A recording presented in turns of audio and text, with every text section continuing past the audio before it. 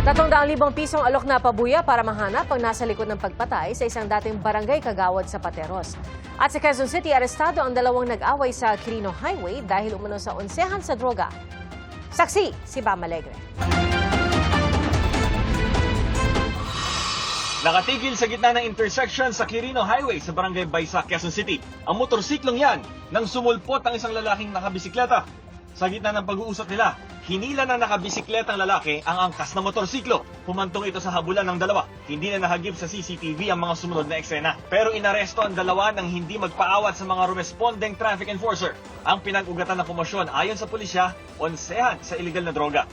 Tulak umano ng droga ang nagbibisikleta habang parokyano niya ang nakaangkas sa motorsiklo. Si suspect number 1, pinuksan niya yung nakabalot na pinangbayad.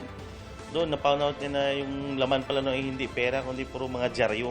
Na-recover ng mga otoridad ang mga piraso ng dyaryo na dapat sanay ang 15,000 pisong pambayad sa droga. Gayon din ang 25 gramo ng shabu na nagkakahalaga ng 170,000 pesos. Pero giit ng 24 anyos sa suspect, hindi niya alam na shabu ang dala niya. Hindi ko naman ho talaga galing sa akin yun, sir, na naipaabot lang din ho talaga sa akin. Wala rin po akong ka-idea na ganun pa rin yung laman nun, sir. Iginiit din ng isa pang suspect na hindi niya alam na dyaryo at hindi pera ang ipinaabot umano sa kanya. Wala po talaga sa akong alam dun eh. Sumama lang din po ako, hindi ko po, wala po akong alam. Napag-alaman ng pulisya na dati nang may record sa iba't ibang kaso ang dalawa. Maharap sila sa patong-patong na reklamo. Sa Pateros naman, nakuhanan ng CCTV ang pagsunod ng riding in tandem sa dating kagawad sa Barangay San Pedro na si Mark Herman Tanya. Kita sa isa pang kuha ng CCTV kung paano naghintay ng matagal ang dalawa. Wala sa Pateros, sa kanto na ng Barangay Ususan sa Taguig na abutan ng riding in tandem si Tanya at doon na raw siya binaril. Nakita namin, nakadapa na. Tapos kayo na rin tumawag ng sir? Kamuda siya. Pauwi siya galing sa amin at may sumunod sa kanyang motor. Ang kwento ay sinipa ang motor, nagawang bag pagkatapos, tsaka siya binaril. Dead on arrival sa ospital ang biktima.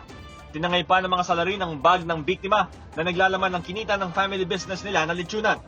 Kinuha rin daw ang motorsiklo niya pero iniwan ito sa di kalayuan. Pinaghahanap pa ang mga salarin at inaalam ang motibo ng krimen. Ayon sa kaanak ng biktima, robbery ang isa sa mga anggulong tinitignan. Wala raw kaaway ang dating barangay kagawad. Ang kapatid ko, very active siya sa community, no? Out of pocket niya kinukuha yung mga gastusin para sa barangay. Kahit sa mga liga, siya yung nagsusponsor. Ang lokal na pamahalaan ng Pateros nag-alok ng 300,000 pesos na reward money sa sino mang makapagbibigay ng impormasyon tungkol sa kaso. Para sa GMA Integrated News, ako si Bam Alegre, ang inyong saksi.